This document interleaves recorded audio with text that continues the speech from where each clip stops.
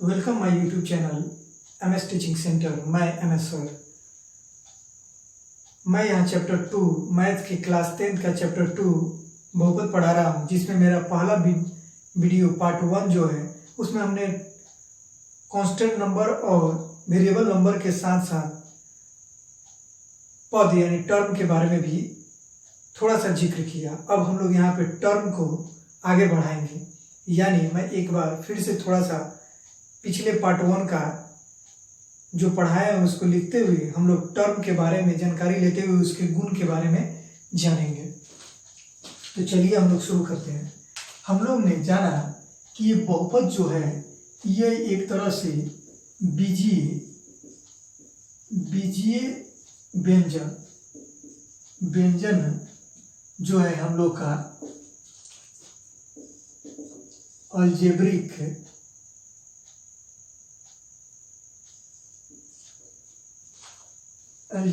Expression जो है उसी का पार्ट है, जिसमें हम लोग इसमें दो चीज पढ़ा। एक पढ़ा कांस्टेंट नंबर के बारे में जाना, जो मेरा पिछले वीडियो में पार्ट 1 में है जो इसका, उसमें हम लोग ने चर्चा किया, यानी अचर संख्या। और दूसरा हम लोग जाने वेरिएबल नंबर, यानी आपको ये जाने चर राशि, चर संख्या। और अब हम लोग एक टर्म जाने, एक अगला जो हम लोग स्टार्ट किए वो है टर्म, क्योंकि इन्हीं के दोनों के सहयोग से ही, कॉम्बिनेशन से ही टर्म का निर्माण होता है। तो टर्म में देखिए हमने ऐसे लिखा 3x, और इसके बारे में जाना कि ये तो कांस्टेंट नंबर, ये वेरिएबल नंबर, और जाना कि ये जो है मेरा बेस है, आधार है। ये जाना कि मेरा कोफिशिएंट है, ये 3 यानी गुणांक है।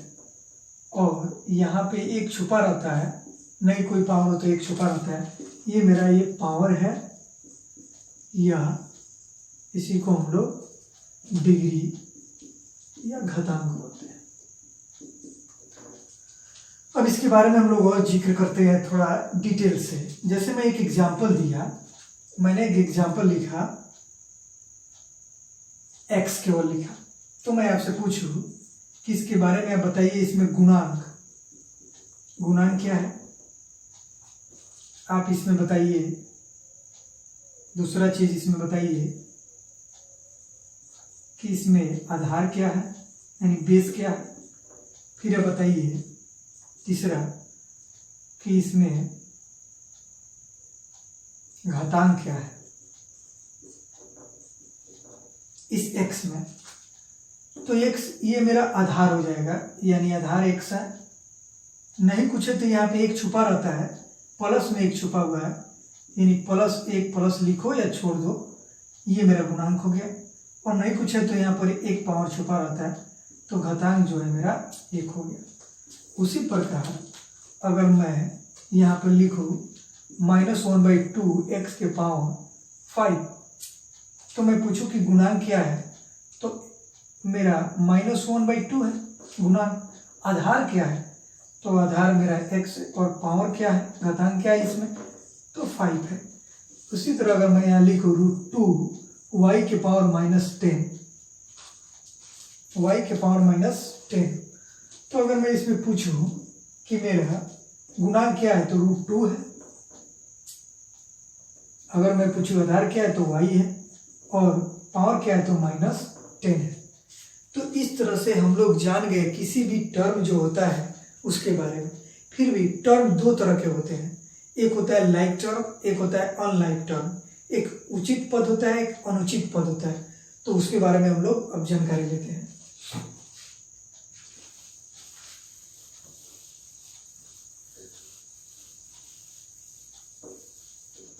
और इससे हम एक क्वेश्चन आपसे करते हैं, इस पर जरा गौर करके आप बताइए कि ये हमसे क्या कहना चाहता है। अगर कोई पूछे कि इतना लिख दिए तो इसमें आप आधार बताइए क्या होगा, तो आप आधार क्या बताइएगा, आपका जो बेस क्या होगा, बेस जो है x है।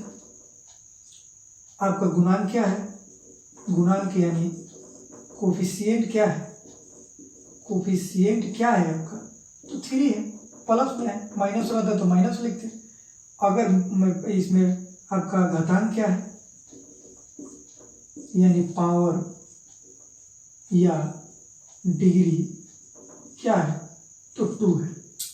ठीक है, इतना तो आप बता दिए, लेकिन हम बोले कि ये हमसे क्या कह रहा है, ये हमसे क्या कहना चाह रहा है, ये 3x² हमसे क्या बताना चाह रहा है, और इसके बारे में थोड़ा डिटेल बताइए। तो आप क्या बोलिएगा, ये आपकी थिंकिंग बढ़ाएगा। ये कहा जा सकता है इसको कि जो x है ये 2 बार गुना हुआ है, तब जाकर ये बना है x²। यानी मैं बोलूंगा कि x 2 बार गुना हुआ है तो x² बना है, और इसी x² को 3 बार जोड़ा गया है तब हमें प्राप्त हुआ है 3x²। यानी x² के बारे में आप क्या बोल सकते हैं कि x को 2 बार गुना किया गया है तो x² मिला, और इसी x² को 3 बार जोड़ा गया है तो 3x² हो गया। उसी तरह अगर मैं लिखूं 5y⁷, इसका मतलब y को 7 बार गुना किया गया है और तब y⁷ प्राप्त हुआ है, और y⁷ को 5 बार जोड़ा गया है तब मेरा 5y⁷ प्राप्त हुआ। ये बहुत जरूरी है क्योंकि आगे के क्वेश्चन में इसका उपयोग होता है, या आगे के मैथ्स जो बनेंगे उसमें आपको उपयोग होगा। तो मैंने यहाँ पे आपको एक बताया कि इसके बारे में और क्या आप बोल सकते हैं। तो चलिए अब हम लोग ये जाने कि ये क्यों ऐसे हो गया, ये क्यों ऐसे होता है, तो इसके गुण के बारे में हम लोग जानते हैं।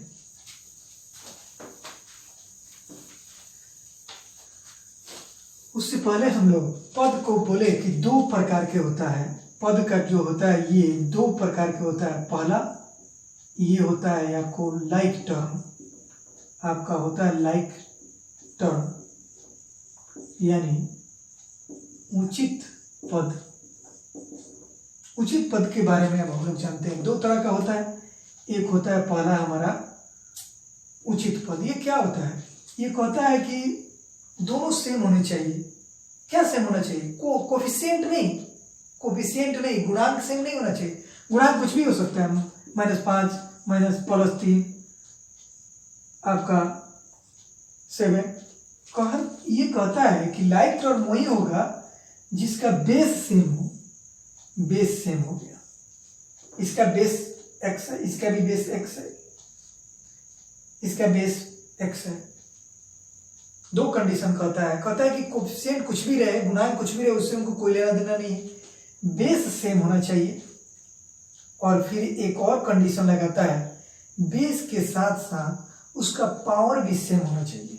यानी अगर यहाँ पावर 2 है तो इसका भी पावर 2, इसका भी पावर 2 होना चाहिए। अगर इसका पावर 3 हो गया, ये 2 है, तो ये आपको लाइक टर्म नहीं है, उचित भिन्न नहीं है, उचित पद नहीं है। ये सेम होना चाहिए इसके पावर, तब यह अब उचित पद है। अगर इसमें से किसी का भले बेस सेम हो लेकिन पावर अगर भिन्न हो जाए, डिफरेंट हो जाए, तो वो लाइक टर्म नहीं होगा, तो ये लाइक टर्म होगा। उसी तरह होता है अनलाइक टर्म, सेम इसी का उल्टा है अनुचित पद। अनुचित पद में क्या होता है, तो बस हो गया, अगर इसमें से कोई एक भिन्न हो गया तो ये आपका हो गया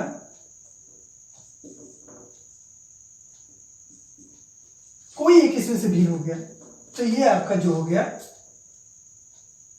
अनुचित पद हो गया, अनलाइक टर्म हो गया।